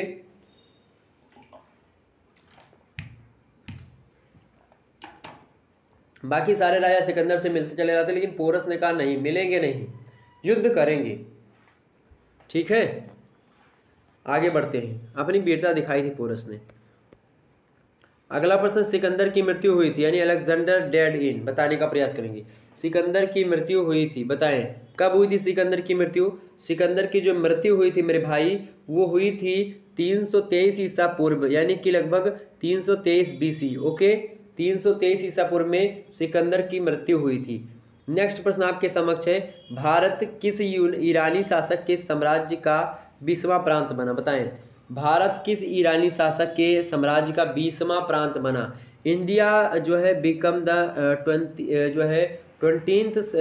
जो है province of the empire of which, मतलब कि आयरन रूलर? बताएं, फटाफट से बताने का प्रयास करेंगे। तो भारत किस ईरानी शासक के साम्राज्य का 20वां प्रांत बना? दारा प्रथम का, तारा तृतीय, या जारसीक जो है, या फिर इनमें से कोई नहीं? बताने का प्रयास करेंगे। तो दारा प्रथम का ही, ऑप्शन नंबर इसका आ करेक्ट होगा। ओके, अगला प्रश्न देखिएगा, निम्नलिखित में से कौन ईरानी संपर्क का प्रभाव नहीं था? निम्नलिखित में से कौन ईरानी संपर्क का प्रभाव नहीं था? Which of the following was not an effect of iron contact? बताएं, प्रांतों में साम्राज्य का विभाजन, the division of empire into province जो है, या फिर मौर्य स्तंभ का शीर्ष पशु रूपांक जो है रूपांकनों में सुशोभित है ये, या फिर उत्तर पश्चिमी भाग में खरोष्ठी लिपि का प्रसार है, या मौर्य काल में दंड के रूप में सिर मुड़वाना? बताएं। प्रश्न बड़ा ही अच्छा है। निम्नलिखित में से कौन ईरानी संपर्क का प्रभाव नहीं था? ईरानी संपर्क का जो इनमें से प्रभाव नहीं था वो कौन सा नहीं था भैया? वो आपका ऑप्शन जो बी में दिया है वही नहीं था, यानी कि B option is right answer. Maurya स्तंभ का शीर्ष पशु रूपांकनों से सुशोभित है, ये ईरानी का प्रभाव नहीं था। बाकी प्रांतों में साम्राज्य का विभाजन ये ईरानियों का प्रभाव, और इसके अलावा उत्तर पश्चिम भाग में खरोष्ठी लिपि का प्रचार ईरानियों का ही, मौर्य काल में दंड के रूप में सिर मुड़वाना ये भी ईरानियों का ही प्रभाव दिखता है। ओके, ऑप्शन नंबर बी यानी कि यही है जो कि नहीं दिखता। मौर्य स्तंभ का शीर्ष जो पशु रूपांकनों से सुशोभित है वो नहीं। ओके, अगला प्रश्न आप देखिएगा, जो है अरबेला का युद्ध कब हुआ था? मोस्ट इंपॉर्टेंट प्रश्न है। When did the battle of Arbela take place? बताएं कब हुआ था, फटाफट से बताने का प्रयास करेंगे। अरबेला का जो युद्ध हुआ था वो कब हुआ था? तो अरबेला का जो युद्ध हुआ था भैया वो हुआ था आपका 331 ईसा पूर्व में, यानी 331 BC में ये युद्ध हुआ था। ऑप्शन बी में दे 331 करेक्ट आंसर होगा। अच्छा, अरबेला का युद्ध जो हुआ था किसके किसके बीच में हुआ था? जो है between whom did the battle of Arbela take place? Sikandar तथा दारा के बीच में हुआ था, दारा तृतीय के बीच में, या सिकंदर और दारा प्रथम के बीच में, साइरस और दारा प्रथम के बीच में, या सिकंदर और साइरस के बीच में। तो जो अर्बेला का युद्ध हुआ था, अर्बेला का जो युद्ध हुआ था वो किसके किसी बीच में हुआ था? वो दारा तृतीय और सिकंदर के बीच में हुआ था। ऑप्शन ए में दिया सिकंदर और दारा तृतीय करेक्ट आंसर होगा। ओके, अलेक्जेंडर एंड डायरियस तृतीय के बीच में अर्बेला का जो युद्ध हुआ था 331 BC में, यानी ईसा पूर्व में वो युद्ध हुआ था अर्बेला का। अगला प्रश्न, सिकंदर का शिक्षक कौन था? Who was the Alexander's teacher? बताएं, सुकरात, अरस्तु, फिलिप या प्लेटो? बताएं, मोस्ट इंपोर्टेंट प्रश्न एग्जाम में जरूर आता है। सिकंदर का शिक्षक कौन था भैया? सिकंदर का शिक्षक कौन था? अरस्तु जो था, ये जो है सुकरात का कौन था? शिक्षक था अरस्तु। ऑप्शन नंबर इसका बी करेक्ट होगा। अरस्तु के गुरु कौन थे? प्लेटो। प्लेटो के गुरु कौन थे? सोक्रेटिस यानी सुकरात। ओके, अरिस्टोटल, अलेक्जेंडर का गुरु अरस्तु, अरस्तु गुरु प्लेटो, प्लेटो गुरु सोक्रेटिस। ओके, क्लियर हो गई बातें, आगे बढ़ते हैं। अगला प्रश्न, सिकंदर की सेना ने किस नदी को पार करने से मना कर दिया था? Which river did Alexander army refuse to cross? बताएं, ब्यास नदी को, गंगा नदी को, रावी नदी को, सतलज नदी को? बताने का प्रयास करेंगे कि सिकंदर की सेना ने किस नदी को पार करने से मना कर दिया था साफ तरीके से। तो किस नदी को मना कर दिया था पार करने के लिए? बताने का प्रयास करेंगे। करेक्ट आंसर क्या होगा? तो ब्यास नदी जो है, सॉरी, ब्यास नदी जो है इसी को पार करने से मना कर दिया था। ऑप्शन नंबर इसका ए करेक्ट होगा। ओके, आपसे पूछे झेलम का युद्ध किन दो शासकों के बीच में हुआ था? तो जो झेलम का युद्ध हुआ था सिकंदर और पोरस के बीच में, झेलम नदी किनारे ही युद्ध हुआ था। ओके, ये बात ध्यान रखिएगा। अगला प्रश्न है, बिंदुसार ने, प्रश्न बड़ा अच्छा आ चुका है आपके एग्जाम पॉइंट ऑफ व्यू से, बहुत अच्छा प्रश्न है।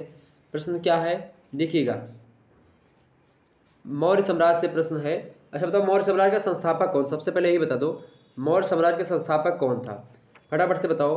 तो चंद्रगुप्त मौर्य। ओके, चाणक्य की सहायता से चंद्रगुप्त मौर्य जो था यही शासक माना जाता है। ओके, बात ध्यान रखिए। चंद्रगुप्त मौर्य जो था ये जो है मौर्य वंश का संस्थापक था। एक यूनानी लेखक है प्लूटार्क, उसने चंद्रगुप्त मौर्य को एंड्रोकोट्स कहा है। तो आपसे पूछता है कि चंद्रगुप्त मौर्य को एंड्रोकोट्स किसने कहा? तो किसने कहा था? प्लूटार्क ने कहा। ओके, ये बात ध्यान रखिएगा। और चंद्रगुप्त मौर्य को एक व्यक्ति ने सेंड्रोकोट्स कहा था। सेंड्रोकोट्स किसने कहा था? जस्टिन महोदय ने चंद्रगुप्त मौर्य को सेंड्रोकोट्स कहा था। ये बात ध्यान रखिएगा। ओके, बताओ, बृहत जो है बृहत कथा मंजरी एक पुस्तक है, इसके लेखक कौन है? क्षेमेंद्र है इसके लेखक। कौन है? क्षेमेंद्र। ओके, ये बात ध्यान रखिएगा। आप बताओ, कथा सारित सागर, कथा सारित सागर की पुस्तक के लेखक कौन है? सोमदेव जी। मोस्ट इंपोर्टेंट ये सब प्रश्न है। ओके, ये सब चीजें क्लियर हो गई, आगे बढ़ते हैं। प्रश्न देखिए आपके समक्ष आ चुका है। प्रश्न है कि बिंदुसार ने विद्रोहियों का दमन करने के लिए अशोक को कहाँ भेजा था? बताएं, वेयर डिज जो है बिंदुसार सेंड अशोका टू जो है सप्रेस द रिवल? बताने, तक्षशिला यानी कि या फिर उज्जैन या वैशाली या स्वर्णगिरी? बताएं, बिंदुसार ने विद्रोहियों का दमन करने के लिए अशोक को कहाँ पर भेजा था भैया? तो कहाँ पर भेजा था? वो भेजा था उन्होंने कहाँ पर भेजा था भैया? कहाँ पर? तो उन्होंने भेजा था तक्षशिला में। ऑप्शन नंबर इसका जो है आ करेक्ट होगा। ओके, क्लियर हो गई बातें। आप लोग अगर जो है अशोका मूवी एक है यूट्यूब पर अवेलेबल होगी या नहीं होगी मुझे नहीं पता, बट अशोका मूवी एक है, शाहरुख खान की है और करीना कपूर की है। उसमें अशोक के बारे में ही बताया गया, अशोका मूवी उसी पर रिलेटेड है। अगला प्रश्न देखिएगा, भारत के किस प्रसिद्ध शासक ने अपने जीवन के अंतिम दिनों में जैन धर्म को अपनाया था? द फेमस रूलर इन मतलब of India who adopted Jainism in the last days of his life? बताएं, बिंदुसार, चंद्रगुप्त मौर्य, अशोका या बिंबिसार? बताने का प्रयास करेंगे। तो कौन सा ऐसा शासक था भारत का प्रसिद्ध जिसने अपने अंतिम दिनों में जैन धर्म को अपनाया था? तो कौन है भैया? चंद्रगुप्त मौर्य जो है ये अपने अंतिम दिनों में जैन धर्म को अपना लेता है। ऑप्शन नंबर इसका बी करेक्ट होगा। ओके, क्लियर होगी बातें। अगला प्रश्न देखिएगा, तक्षशिला में हुए प्रथम विद्रोह का दमन किसने किया? यानी हु जो है सप्रेस्ड द फर्स्ट जो है रेवेलियन इन जो है तक्षशिला? बताने का प्रयास करें, अशोका, सुसेन या फिर जो है निग्रोध या उपाली? बताएं, तो तक्षशिला में हुए प्रथम विद्रोह का दमन किसने किया था? तो किसने किया था भैया? वो करने वाले विद्वान मतलब कि करने वाले जो शासक हैं वो अशोक को उसके पिता ने भेजा था। अगला प्रश्न देखिएगा, सुदर्शन झील का निर्माण किस शासन काल में हुआ, किस शासक काल में हुआ, मतलब बताएं। During the region of which ruler जो है सुदर्शन लेक वाज बिल्ट, बताने का प्रयास करेंगे। तक्षशिला में प्रश्न है, सुदर्शन झील का निर्माण किस शासन, मतलब कि किसने करवाया या किस शासक का जो शासन चल रहा था उस समय हुआ, बताएं। तो किसका था, चंद्रगुप्त मौर्य का शासनकाल में ही सुदर्शन झील का निर्माण हुआ। ऑप्शन नंबर इसका आ करेक्ट होगा। सुदर्शन झील कहाँ पर से, Sudarshan lake is situated in, कहाँ पर स्थित भैया सुदर्शन झील। सुदर्शन झील जो है अपनी ये कहाँ पर है, ये सौराष्ट्र में है। कहाँ पर, सौराष्ट्र, आज का जो महाराष्ट्र है वहीं के आसपास। अगला प्रश्न आपके समक्ष है, अमित्र घात किस मौर्य सम्राट को कहा जाता है, which Maurya emperor is known as Amitraghata, बताएं। बिंदुसार को या फिर अशोक को, चंद्रगुप्त मौर्य को या कासू को, बताने का प्रयास करेंगे। कालाशोक को, बताएं। कासू को, किसको, मतलब बताएं। अमित्र घात, अमित्र घात किस मौर्य सम्राट को कहा जाता है, तो अमित्र घात जो कहा था बिंदुसार को अमित्र घात कहा था। ऑप्शन नंबर इसका आ करेक्ट होगा, अमित्र घात। ओके, अगला प्रश्न आप देखिएगा, निम्नलिखित में से किस मौर्य शासक ने दक्कन पर विजय हासिल की, which of the following Maurya rulers जो है कनक्वेर्ड द डेक्कन, बताएं। चंद्रगुप्त मौर्य, अशोक या फिर कुणाल या फिर बिंदुसार, बताएं। किस जो मौर्य सम्राट है उसने दक्कन पर विजय प्राप्त करी, बताएं। सभी लोग बताने का प्रयास करेंगे फटाफट से, एक बार वीडियो को लाइक और शेयर कर दीजिएगा। तो कौन सा मौर्य शासक है जिसने दक्कन पर विजय हासिल की भैया, तो कौन सा मौर्य शासक है वो शासक का नाम है चंद्रगुप्त मौर्य। ऑप्शन नंबर इसका आ करेक्ट होगा। नेक्स्ट प्रश्न आप देखिएगा, किस शासक ने पहली बार गुजरात, मालवा और महाराष्ट्र के क्षेत्रों को जीता, which king one the territory, मतलब कि जो है टेरिटरीज ऑफ गुजरात, जो है Malwa and Maharashtra for the first time, किसने जीता था भाई, किस शासक ने पहली बार गुजरात, मालवा और महाराष्ट्र के क्षेत्रों को जीता, तो शासक है मेरे प्यारे दोस्तों, शासक का नाम है, क्या नाम है, Chandragupta Maurya. Okay, option number इसका सी करेक्ट होगा, C option is right answer. Okay, clear हो गई बातें, तो ये सब आप ध्यान रखिएगा, एग्जाम पॉइंट ऑफ व्यू से बहुत अच्छे प्रश्न हैं। ओके, क्लियर हो गई बातें, क्लियर हो गई बातें। चंद्रगुप्त मौर्य ने सेल्यूकस निकेटर को कब हराया था, ये भी प्रश्न एग्जाम पॉइंट ऑफ व्यू से बढ़िया है। तो कब हराया था भैया, चंद्रगुप्त मौर्य ने सेल्यूकस निकेटर, जो कि अलेक्जेंडर यानी कि सिकंदर का सेनापति था, वो आता है युद्ध लड़ने के लिए चंद्रगुप्त मौर्य से। उसको लगता है कि लोगों ने मेरे साथ छल किया था, तो ये आता है फिर से लड़ने के लिए आक्रमण करता है। चंद्रगुप्त मौर्य शासन कर रहे थे उस समय, और मौर्य वंश की स्थापना हो जाती है, नंद वंश का पतन होता, धनानंद को मार करके जो है गद्दी पर बैठते चंद्रगुप्त मौर्य। तो इसके दोनों के बीच में युद्ध कब होता है भाई, तो इसके दोनों के बीच में युद्ध होता है 305 ईसा पूर्व में युद्ध होता है। चंद्रगुप्त मौर्य सेल्यूकस निकेटर को हरा देता है, और हारने के बाद में उसको जो है अपनी बेटी से विवाह करने पर मजबूर होता है वो, और अपनी बेटी का विवाह जो चंद्रगुप्त मौर्य के साथ कर देता है। और इसमें रणनीति ये थी किसकी, जो है चाणक्य महोदय की। चाणक्य ने ही कहा था कि इससे शादी कर लो ताकि दोबारा कभी ये अटैक ना कर सके, या अटैक करने की सोचे भी ना। ओके, ये क्लियर हो गई बातें। आगे चलते और भी चीज़ों को हम समझने का प्रयास करते हैं। 7वां चैप्टर आपका आएगा, जिसमें हम जो है किसके बारे में चर्चा करेंगे, जो पुस्तक है आपकी कौटिल्य की अर्थशास्त्र और जो मेगास्थनीज की इंडिका है, यहाँ से काफ़ी मात्रा में प्रश्न आते हैं, आइए चर्चा करते हैं। प्रश्न आपकी स्क्रीन पर विजुअल है। कौटिल्य के अनुसार राज्य का कौन सा अंग नहीं है, बताएं। Which is the not part of the state according to Kautilya, swami, amatya, janapada या ये सभी, बताएं। तो कौटिल्य के अनुसार राज्य का कौन सा अंग नहीं है, आपसे पूछ रहा है कौन सा अंग नहीं है भाई। तो देखिए, स्वामी, जनपद, अमात्य, ये सब राज्य के अंग एक्चुअली में होते हैं। ओके, आपसे क्या पूछा गया है, कौटिल्य के जो है राज्य के 7 अंग निर्दिष्ट किए गए हैं, उन 7 अंगों के नाम आप जान लीजिए। पहला इन्होंने बताया था राजा, दूसरा कौन सा बताया था, अमात्य, तो अमात्य इसमें है, तो ये होगा भाई। ओके, और तीसरा बताया था इन्होंने जनपद, जनपद भी है, ये भी होगा। चौथा बताया था दुर्ग, ठीक है। 5वां कौन सा बताया था, कोस बताया था। 6वां कौन सा बताया था, सेना बताया था। और 7वां कौन सा बताया था, मित्र बताया था। ये 7 जो है क्षेत्र हैं, क्या क्या, राजा, ओके, अमात्य, जनपद, दुर्ग, कोस, सेना और मित्र। ये जो है सप्तांग सिद्धांत है कौटिल्य का, जो कि उनकी अर्थशास्त्र में मिलता है। और ख़ास करके मैं आपको बता दूं यहाँ पर करेक्ट आंसर जो आपका होगा, जो स्वामी दिया हुआ है यही नहीं बताया था। हालांकि स्वामी का तात्पर्य यहाँ से राजा से हम ले सकते हैं, लेकिन according to in this question option के हिसाब से देखें तो ऑल ऑफ द अबव तो होगा अगर यहाँ पर नहीं होता, नहीं अगर नहीं होता यहाँ पर, ठीक है, तो यहाँ पर हम डी लगा देते बिल्कुल बिना सोचे समझे, इसमें कोई दो राय नहीं थी। लेकिन अगर यहाँ पर ये नहीं दिया तो स्वामी मतलब यहाँ पर राजा तात्पर्य अगर हो नहीं होता है तो आप ए ऑप्शन लगाइएगा, ज़्यादा बेटर माना जाएगा बजाय डी की। ओके, तो यहाँ पर डी ए लगा दीजिएगा, करेक्ट आंसर आपका हो जाएगा। अगला प्रश्न देखिएगा, अगला प्रश्न आपके समक्ष है, कौटिल्य का अर्थशास्त्र संबंधित है। कौटिल्य अर्थशास्त्र इज रिलेटेड टू, बताएं, राजनीतिक नीतियों से, पॉलिटिकल जो है पॉलिसीज से, आर्थिक नीतियों से, इकोनॉमिक पॉलिसीज से, सामाजिक जीवन से, या फिर धार्मिक जीवन से। फटाफट से बताने का प्रयास करेंगे।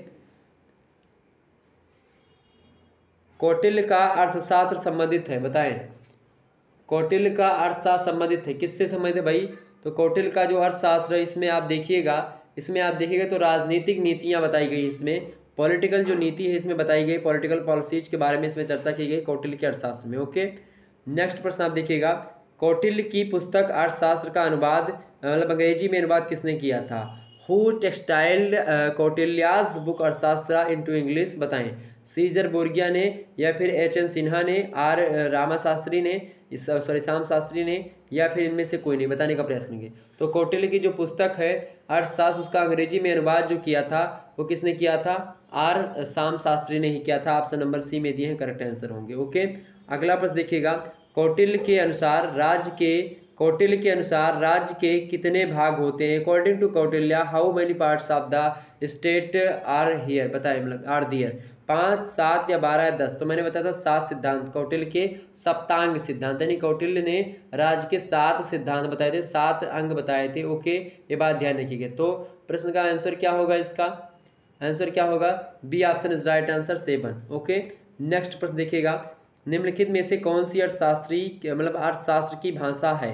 Which of the following is the language of economics? अवधि, प्राकृत या अंग्रेजी या संस्कृत, बताने का प्रयास करेंगे। जो कौटिल्य ने अर्थशास्त्र लिखा इसकी भाषा कैसी है? तो कौटिल्य की जो अर्थशास्त्र की भाषा आपकी अगर बता दी जाए तो उस समय इन्होंने संस्कृत भाषा में लिखी थी अर्थशास्त्र। ओके, किस भाषा में? संस्कृत भाषा में लिखी है।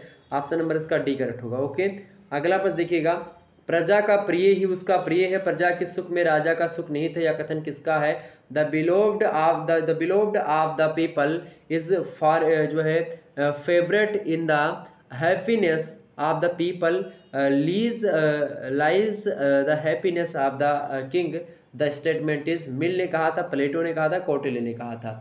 तो प्रजा का प्रिय ही उसका प्रिय है, प्रजा के सुख में राजा का सुख निहित है, या कथन किसने कहा था? या कथन है मेरे प्यारे दोस्तों दुनिया के सबसे एक प्रकार से बात की है राजनीतिज्ञ कौटिल्य की, चाणक्य की। ओके, चाणक्य महोदय, कौटिल्य। ऑप्शन नंबर इसका सी करेक्ट होगा। अगला प्रश्न देखिएगा, कौटिल्य के अर्थशास्त्र में किसे श्रेष्ठ माना गया है?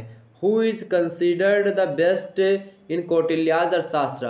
कौटिल्य के अर्थशास्त्र में किसे श्रेष्ठ माना गया? धर्म को, अर्थ को, मोक्ष को, या काम को? ये 4 पुरुषार्थ होते हैं, धर्म, अर्थ, काम और मोक्ष। ये 4 पुरुषार्थ होते हैं मनुष्य के जीवन के। तो ये बताइए कि इनमें से जो अर्थशास्त्र में कौटिल्य ने किसे श्रेष्ठ माना, किस पुरुषार्थ को? धर्म को, अर्थ को, या काम को, या मोक्ष को? बताएं, 10 में जो है बताने का प्रयास करेंगे। करेक्ट आंसर क्या होगा इसका? तो कौटिल्य ने अगर बात की जाए तो इन्होंने अर्थ को, यानी कि अर्थ को इन्होंने क्या माना है? इन्होंने श्रेष्ठ माना सबसे। ओके, क्योंकि अर्थ रहेगा तभी आप अपने काम की पूर्ति यानी जीवन के समस्त इच्छाओं की पूर्ति करेंगे। अर्थ कमाना कैसे? धर्म के माध्यम से। टीका किस पर? सब है अर्थ पर, यानी आप देखिएगा अर्थ पर ही सारे मामले टिकते हैं यहाँ करके। अगला प्रश्न, मेगास्थनीज की इंडिका किस भाषा में लिखी गई? In which language was Megasthenes Indica written? बताएं, किस भाषा में लिखी है भैया? पर्शियन में, संस्कृत में, अंग्रेजी में, ग्रीक में? तो मेगास्थनीज की जो इंडिका है ये ग्रीक भाषा में लिखी। किस भाषा में? ग्रीक भाषा में। ऑप्शन नंबर इसका सी करेक्ट होगा। अगला प्रश्न देखिएगा, निम्नलिखित में से किस एक मौर्य समाज के 7 वर्गों में विभाजन का उल्लेख है? बताएं, निम्नलिखित में से किस एक ने मौर्य समाज के 7 वर्गों में विभाजन का उल्लेख किया है? Which one of the following mentioned division of the Mauryan society into 7 classes, बताएं। इंडिका में, अर्थशास्त्र में, विष्णु पुराण में या अशोक के अभिलेखों में। फटाफट से बताने का प्रयास करेंगे करेक्ट आंसर क्या होगा। तो इंडिका जो मेगास्थनीज है, मेगास्थनीज की जो इंडिका पुस्तक है, इसमें 7 वर्गों में विभाजन किया गया है मौर्य समाज का। ओके, ये बात ध्यान रखिएगा। इंडिका पुस्तक में ऑप्शन नंबर इसका आ करेक्ट होगा। इस प्रकार से आप लोगों ने समझा, इन सभी चीज़ों को क्लियर हो गई। अच्छा, मेगास्थनीज के अनुसार भारतीय समाज में किन देवी देवताओं की पूजा की जाती थी, बताने का प्रयास करेंगे। तो ये कहता है कि जो है भारत वाले थे ये डायोनीसी, मतलब कि डायोनिसस एक देवता होते हैं जो वहाँ के हैं, लेकिन यहाँ पर भी पूजा होती है। और जो है हेराक्लीस, तो इन दोनों की पूजा होती थी भारतीय समाज में, इन देवताओं की। ओके, ये ध्यान रखिएगा। आप बताओ चंद्रगुप्त मौर्य के दरबार में यूनानी राजदूत कौन आया था। तो यही मेगास्थनीज जो था ये यूनानी राजदूत बनकर के आया था। ये सेल्यूकस निकेटर के यहाँ पर पहले रहता था। ओके, सेल्यूकस निकेटर के द्वारा भेजा गया था कहाँ पर, चंद्रगुप्त मौर्य के दरबार में। चूंकि चंद्रगुप्त मौर्य के यहाँ पर चंद्रगुप्त मौर्य से ही अपनी लड़की की शादी कर देता है सेल्यूकस निकेटर, और इसीलिए मेगास्थनीज को भेजता है यहाँ पर, और वो आते हैं यहाँ के बारे में बताते हैं। ओके, क्लियर हो गई बातें। आगे बढ़ते हैं और भी चीज़ों को हम समझने का प्रयास करते हैं, ज़्यादा परेशान नहीं होना है आपको। ओके, अशोक के कई नाम हैं, आइए देखते हैं भाई। अशोक के बारे में यहाँ पर प्रश्न आपसे पूछा जाएगा, तो मैं थोड़ा सा अशोक के नामों के बारे में आपको बता दूं। अशोक का नाम दिव्यावदान में अगर बात की जाए तो अशोक, दिव्यावदान एक पुस्तक है, उस पुस्तक में आप देखिएगा अशोक का नाम क्या मिलता है, अशोक मिलता है। सिंघली परंपरा में आप देखिएगा तो अशोक का नाम प्रियदर्शी और प्रियदर्शन मिलता है। इसके अलावा मास्की अभिलेख में अगर आप देखेंगे मस्की अभिलेख, तो मस्की अभिलेख में प्रियदर्शी शब्द का समीकरण अशोक के साथ ही हुआ है। और अभिलेखों में मात्र गुर्जरा एवं मस्की अभिलेख में ही आप देखिएगा तो अशोक नाम भी मिलता है। दीपवंश और जो है सुमंगल विलासनी में आप देखिएगा तो अशोक का प्राथमिक नाम प्रियदर्शी मिलता है, प्रियदर्शी। ओके, प्रियदर्शी नहीं, प्रियदर्शी। और पुराणों में अशोक का नाम अशोक वर्धन मिलता है। अभिलेखों में अशोक का नाम देवनाम प्रिय मिलता है। इसके अलावा आप देखिएगा तो इन सभी चीज़ों को ध्यान में रखते हुए डॉक्टर बरुआ कहते हैं कि उसका प्राथमिक नाम प्रियदर्शी था और अभिषेक के बाद में उसने अशोक उपाधि धारण करी। इस प्रकार से इसके बारे में बातें कही जाती हैं। हम चर्चा करें किसी दिन अशोक के बारे में और विस्तार से समझेंगे हर एक मुद्दे के बारे में अशोक के। हालांकि अभी हम थोड़ा सा इसके, अच्छा, अशोक की जो जीवन काल है 273 ईसा पूर्व से लेकर के 236 ईसा पूर्व का जो समय काल है ये अशोक का समय काल है, ये बात ध्यान रखिएगा। आइए हम प्रश्नों को देखते हैं थोड़ा सा। ओके, प्रश्न आपके समक्ष है, अशोक ने किस नगर की स्थापना करी थी। व्हिच सिटी वाज जो है स्टेब्लिश्ड बाय अशोका, बताने का प्रयास करें कौन सा जो है नगर। श्रीनगर की स्थापना है देवपतन की, या श्रीनगर एवं देवपतन दोनों की, निकैया की, बताने का प्रयास करेंगे। अशोक ने किस नगर की स्थापना करी थी भैया, तो अशोक ने श्रीनगर और देवपतन दोनों की स्थापना करी थी। ऑप्शन नंबर सी में दिया है, option number C is right answer. Okay, next प्रश्न आप देखिएगा, अशोक की पत्नी का क्या नाम था। अशोक की पत्नी का क्या नाम था, what was the name of the Ashok wife, बताने का प्रयास करेगा। क्या नाम था अशोक की पत्नी का, फटाफट से बताने का प्रयास करेंगे। अशोक की पत्नी का क्या नाम था भैया, तो अशोक का पत्नी का नाम ये सभी था, देवी भी था इनकी पत्नी का नाम, तिसरक्षिता भी था, कारुआकी भी था। ओके, ऑप्शन नंबर डी, ये सभी इनकी पत्नियों का नाम था। ओके, अगला प्रश्न, तक्षशिला में हुए प्रथम विद्रोह का दमन किसने किया था। हु जो है सप्रेस्ड द फर्स्ट रेवलियन इन जो है तक्षशिला, अशोक ने किया था, सुसीम ने किया था, निग्रोध ने किया था, या उपाली ने किया था। फटाफट से बताने का प्रयास करिएगा। अशोक के राजदूत बताएं, क्या प्रश्न था, तक्षशिला में हुए प्रथम विद्रोह का दमन किसने किया था, तो अशोका ने किया था। ऑप्शन नंबर इसका ए करेक्ट होगा, अशोक ने। इस प्रश्न को मैंने बताया भी अभी। अगला प्रश्न आप देखिएगा, अगला प्रश्न आपके स्क्रीन पर विजिबल होए कि अशोक के राजदूत किन किन समकालीन राजाओं के देश गए थे, यानी अशोका जो है एम्बेसडर थे went to the country of which जो है कंटेम्परेरी किंग, बताने का प्रयास करेंगे। सीरिया, मिस्र या फिर एपीरस, तो ये सभी में गए थे। किस में गए थे भाई, सभी में गए थे। अशोक के राजदूत दो थे, ये सभी मिस्र में भी गए थे, सीरिया में, एपीरस में, सभी जगह भेजा था इन्होंने। ऑप्शन नंबर इसका डी करेक्ट होगा। नेक्स्ट प्रश्न आप देखिएगा, अगला प्रश्न है, किस लघु शिलालेख में अशोक का नाम मिलता है। Ashoka's name is found in which minor rock edicts, बताने का प्रयास। मस्की, गुर्जरा या नित्तूर या सभी में मिलता है। तो किस लघु लेख या लघु शिलालेख में अशोक का नाम मिलता है भैया, तो आप देखिएगा इन सभी शिलालेखों में अशोक का नाम मिलता है। ऑप्शन नंबर इसका डी करेक्ट होगा। अगला प्रश्न देखिएगा, टीफेंथलर महोदय ने किस सन में सर्वप्रथम दिल्ली में अशोक स्तंभ का पता लगाया, यानी कि इन विच ईयर डिड जो है टीफेंथलर first यूरेंथ the Ashoka pillar in Delhi, बताने का प्रयास करेंगे।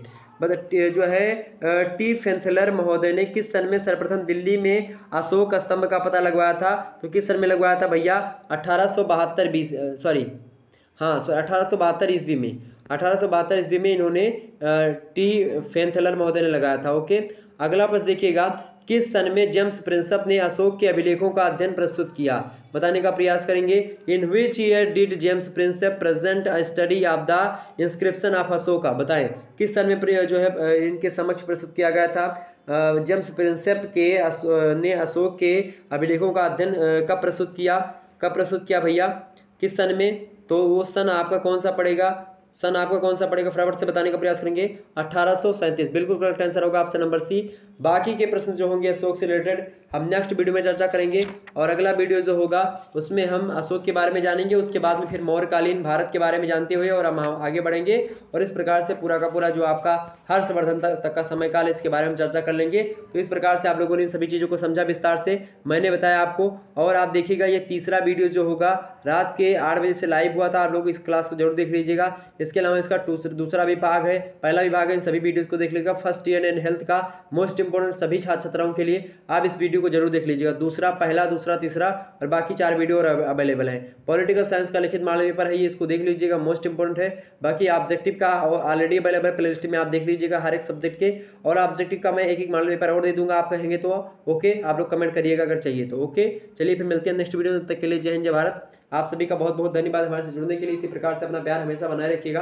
तो प्राचीन इतिहास के लगभग 100 से अधिक महत्वपूर्ण प्रश्नों को आज के वीडियो में आप लोगों ने जाना, जो कि बहुत ही महत्वपूर्ण थे, और आपको मैंने विस्तार समझाने का प्रयास किया। तो अब आपको भटकने की आवश्यकता नहीं है, इस वीडियो को दोबारा एक बार देख लीजिएगा। ओके, फिर आपका सारा डाउट क्लियर हो जाएगा। धन्यवाद, बहुत बहुत धन्यवाद।